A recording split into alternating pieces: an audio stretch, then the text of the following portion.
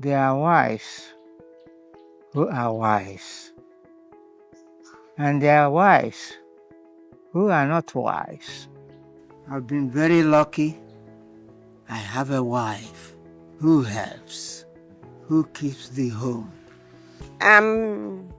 Lolo Mercy Uzako Wakwe, the wife of this man sitting near me. Innocent Wanyanwu Wakwe. We have been married this April 19th of 2025. 60 years. This girl, God just selected her for me. When I left for England, leaving her at Port Harcourt, her friends were taunting her, so that man is gone. But I gave her assurance. She was allowed to do her school cert.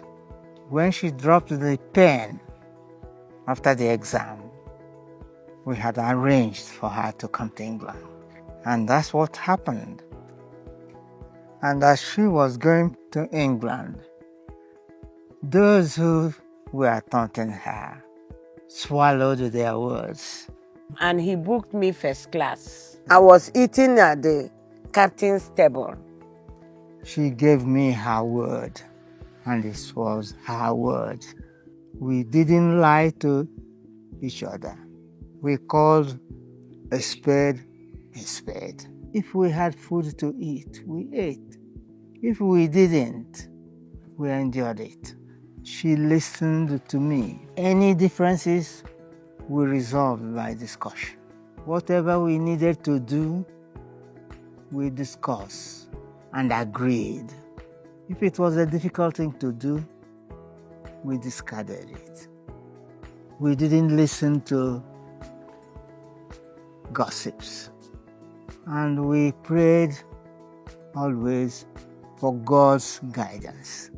Always. And God did give us guidance. In England, both Nigerians, Europeans, all kinds of nationalities get attracted to us because we are always together. He told me that very day I arrived how he wants his house to be run. And I understood whom I'm marrying, a disciplined man. I now realize that from childhood he met white people, Lutheran missionaries, because my father-in-law took half of his land and gave to the mission. He was not a Christian, but in the end, he said because of the way we live, me and my husband, no report of fighting, quarreling, or anything, that religion must be the thing that is doing it, and he wants it. He got baptized, and he died at the age of 96. God comes first in our life. We put God first. And all these things are the things I prayed for when I met him. I said, God, give me a Christian. I'm home through. He's so kind to me and my siblings. They don't see him as their in-law. They see him as their brother. In Igbo, they called him Deino, meaning their senior brother. He became the apple of the family. The way he treats me and cares for me, and the love he has for the children we had. He is a Christian to the core. He's very hot-tempered, but when I said, no, he don't do, he will keep quiet. I called him by the name, which Igbo woman don't do. We disagree, but we will mend it before we go to bed. And we go by the biblical injunction. And when you do that, you know that marriage is sweet. We have been tried many times with adversities that is beyond us, but we stuck together. Can you imagine losing a child and you are saying, God, thank you? It's madness, but we do.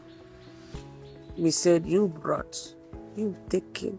We know they have gone to a better place, but we would have loved them here. Please remain some for us now. We had 6, we now have 3. 3 boys are gone.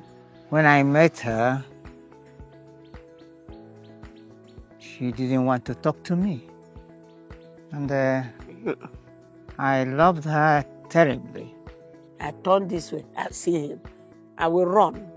Going to school, though.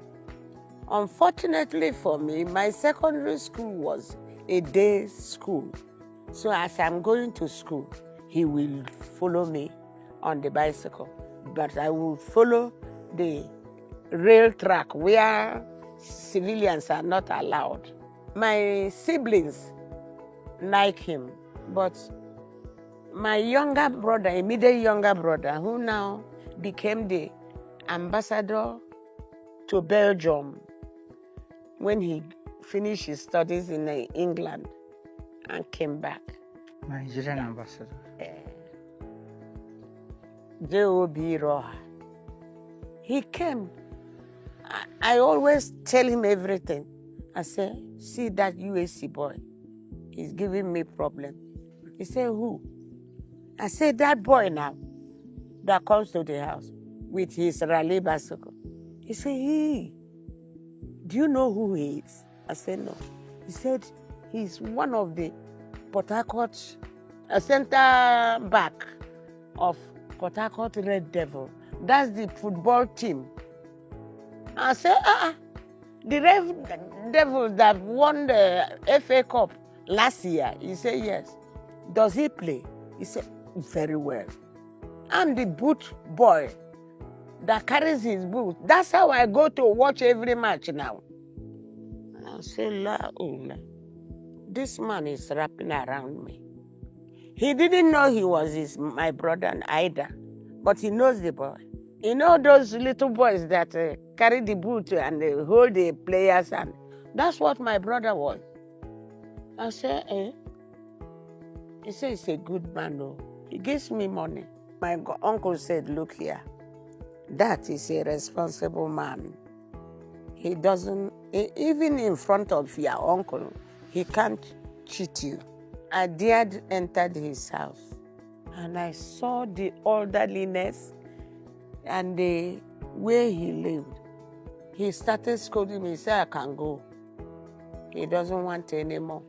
That you think all the beautiful women in my office, I ignored them. I'm looking after you for the past 3 years and a half. I said, I'm sorry. What do you want? He said, I want to marry you. I said, me? I'm just starting secondary school. By this time, I was going to Form 3. You want a wife? Can you wait? He said, I will wait. I said, are you sure? He said, yes. So I said, I will marry you. He thought I was joking. He went and brought a sherry wine. He poured it in a glass. He said, take, drink that wine. I said, I don't eat in people's house. It's my policy. My father told us so. I looked at him sternly. He said, drink it if you want to marry me. I didn't know the tradition. I just sipped it and gave it back to him. He drank it. As he was drinking it, my uncle looked through the window. You people lock yourself. He just removed the wine and grabbed me. Did I know what I did? I said, no. You just said yes in the traditional way. And now, all these streaming people that comes, they want to marry you. Please, tell your father to stop gathering the wine. I said, no. In Igbo tradition, whether you are going to agree or not, your people must drink the wine. One day he said to me, actually, I have gotten admission to read in England. I said, what? You mean you are quitting here? Who is sponsoring you? He said, well, God is there. My uncle is there. And they will sponsor me. Because I know the father is in the village and the mother. I never knew the father was one of the warrant chiefs in those days, attached to the DO, and that the brother had gone to World War II in India and come back and had a very beautiful job.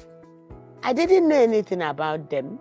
I've not even gone to their side of the world. So I said, and what will happen to us? I said, because anybody that went to England that time came back with a white wife. He said, no, I'm not going there for marriage. I'm going to study. And when you finish, you come over and we get wedded. I said, well, my father had just had signals to leave Port Harcourt and go back to the north. You know, all our lives we spent it in the north.